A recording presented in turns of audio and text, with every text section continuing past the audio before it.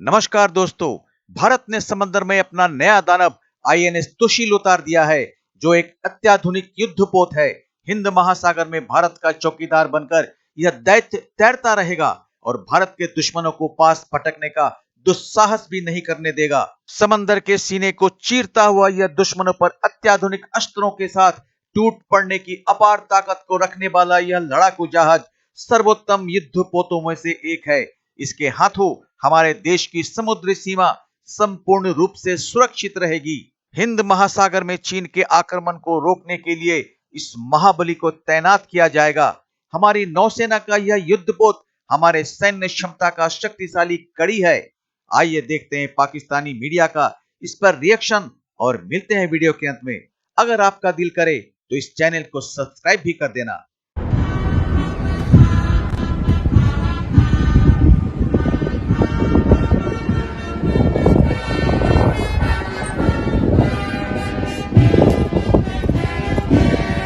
दुनिया इस वक्त हैरान कुन है, हैरानगी है उनको कि Hindustan. These visuals will fill every Indian with goosebumps, josh and pride. Tricolor being hoisted on the deck of INS Tushil. वो इंडिया अब आ गया है, इसलिए उनका एक यहाँ आदमी है, उसका नाम है मूडी, जो इस वक्त हिंदुस्तान का प्राइम मिनिस्टर है। युद्धपोत तुशील को भारतीय नौसेना का नया वाइल्ड फायर कहा जा रहा है। अमेरिका को अच्छा नहीं लगेगा, अमेरिका को अच्छा नहीं लगेगा, मगर इसलिए कि हिंदुस्तान ने कर रहा है और अमेरिका कुछ नहीं कर रहा है। मल्टी रोल है, स्टेल्थ है, इसको रेडार पर देख पाना बहुत कठिन होता है। इसी तरह की टेक्निक से बनाया गया है। इसमें अत्याधुनिक सुपरसोनिक क्रूज मिसाइल इसमें। इंडिया ने Russian manufactured guided missile frigate INS Tushil जो है वो कमीशन कर ली है, और इस सिलसिले में भारत के जो डिफेंस मिनिस्टर हैं राजनाथ सिंह साहब और भारत के chief of naval staff admiral Dinesh Tripathi साहब जो हैं उन्होंने एंड अदर इंडियन ऑफिशियल जो हैं उन्होंने कमीशनिंग सेरेमनी में हिस्सा लिया है। और इंडियंस ये कहते हैं कि ये जो है इंडिया की नेवी की ऑपरेशनल कैपेबिलिटी जो है वो इंडियन ओशन में इन्हांस करेगी। और असल में मुकाबला है चाइनीज PLA, सिर्फ चाइनीज PLA नहीं, पाकिस्तान भी है। और दूसरा ये है कि ये जो बेसिकली को इंडिया ने 2.5 अरब डॉलर जो है ये दिए थे रशिया को। ये एग्रीमेंट 2016 में हुआ था और ये कहा जा रहा है कि this is the 4th stealth frigate जो इंडियन नेवी के पास आया। और जो इससे पहले जो 2 शिप्स थी वो रशिया में बनी थी, वो और 2 जो है वो इंडिया के अंदर बनी थी। इंडिया आपको पता है आत्मनिर्भर पर भारत के हवाले से कोशिश करता रहता है कि वो बार बार जो मैन्युफैक्चरिंग है वो उसको शिफ्ट करे इंडिया के अंदर। अब ये एक दिस इज समथिंग सिग्निफिकेंट। और राजनाथ सिंह साहब का इस सेरेमनी को अटेंड करना, ये सारी सिचुएशन जो है ये हमारे सामने आती है। इससे ये पता चलता है कि इंडिया इज फुली रेडी, ठीक है, कि इंटरनेशनल वाटर्स में चाइना का और पाकिस्तान का मुकाबला करना है। चाइना का वो इसलिए करना है क्योंकि उनके लिए ज़रूरी है, और पाकिस्तान का तो ट्रेडिशनल राइवल है चाइना। देखें, उनको ये फ्रिगेट इसलिए चाहिए कि इंटरनेशनल वाटर्स के अंदर ये जो जिसे कहते हैं ना कि ये चीज़ जब देखते हैं वो, तो उनको चाइनीज़ का जब सामना करना पड़ता है तो मुश्किल आती है।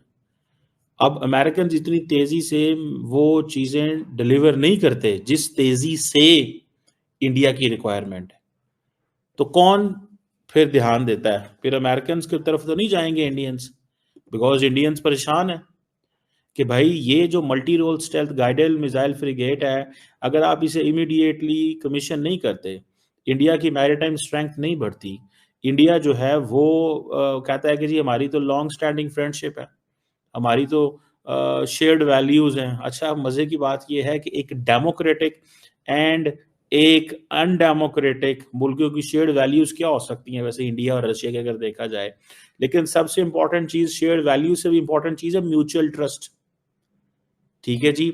एंड स्ट्रेटेजिक प्रिविलेज्ड पार्टनरशिप है, इंडिया इसको बोलता है कि स्ट्रेटेजिक प्रिविलेज्ड पार्टनरशिप है।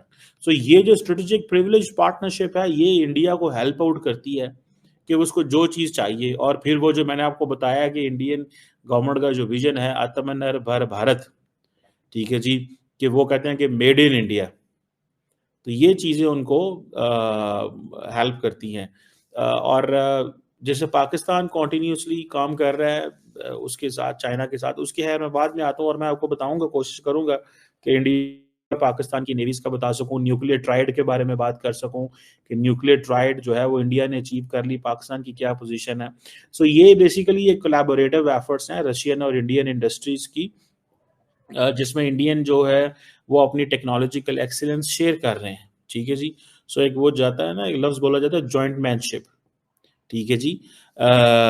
इंडिया और रशिया जो है उन्होंने टेक्निकल और ऑपरेशनल कैपेबिलिटीज़ जो है ये मिल के हासिल की हैं, और इसमें देखें अमेरिकन उतना मदद नहीं कर रहे, यही चीज़ें इंडिया को बुरी लगती हैं कि इंडियन नेवी जो है उसकी कमिटमेंट है कि वो कहते हैं जी इंडियन ओशन रीजन जो है वो हमारी कमिटमेंट है, ठीक है जी। पायरेसी के हवाले से, आर्म्स ड्रग्स के हवाले से, स्मगलर्स के हवाले से, नॉन स्टेट एक्टर्स के हवाले से, गल्फ ऑफ ओमान में देखें, गल्फ ऑफ ईडन में देखें, स्विस में देखें, मलाका में देखें, ऑस्ट्रेलिया में, मडागास्कर में, ठीक है, मोज़म्बिक चैनल, ये सारे जो एरियाज हैं वहाँ पे इंडियन नेवी ऑपरेट करती है इंडियन ओशन रीजन के अंदर।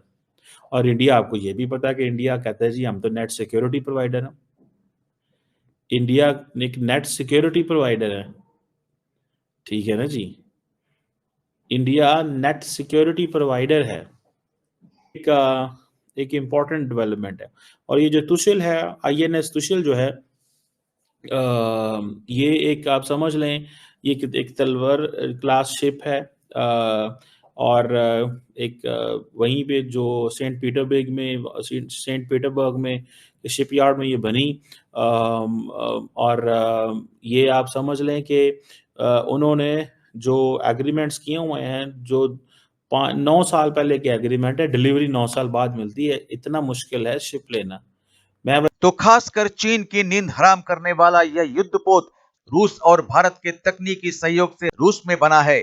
पाकिस्तान की बात तो हम अब सोचते भी नहीं है। INS तुशील की श्रेणी स्टेल्थ क्लास मिसाइल फ्रिगेट की है। इसमें लगा हुआ होगा भारत की अपनी तकनीक से बना ब्रह्मोस क्रूज मिसाइल। भारत का यह मिसाइल दुनिया का सबसे तेज चलने वाले मिसाइलों में से एक है, जो किसी भी परिस्थिति में दुश्मन के दांत खट्टे करने में सबसे आगे है। इस समुद्री दानव में स्टेल्थ तकनीक का उपयोग किया गया है, अर्थात यह खुद को छिपाने में माहिर है। दुश्मन इसे आसानी से ढूंढ ही नहीं पाएंगे, क्योंकि यह रडार की चौकीदारी में भी दिखाई नहीं देता। यह जंगी जहाज अपने सभी काम ऑटोमेटिक रूप से कर सकता है। यह खुद को खुद से चला सकता है, दुश्मनों पर घात लगाकर युद्ध कर सकता है और अपना डिफेंस भी खुद कर सकता है। समंदर के सीने में इसके विचरण से भारतीय नौसेना की ताकत का लोहा चीन के साथ साथ अन्य बड़े बड़े देश भी मानने को बाध्य रहेंगे।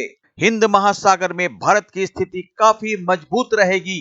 भारत अपना जियोपॉलिटिकल उपस्थिति को मजबूती और दबाव के साथ बनाए रखने में सफल रहेगा। भारत के नॉलेज में लाए बिना कोई काम हिंद महासागर में चोरी छिपे करने के लिए कोई भी महाशक्तिशाली देश 10 बार सोचेगा।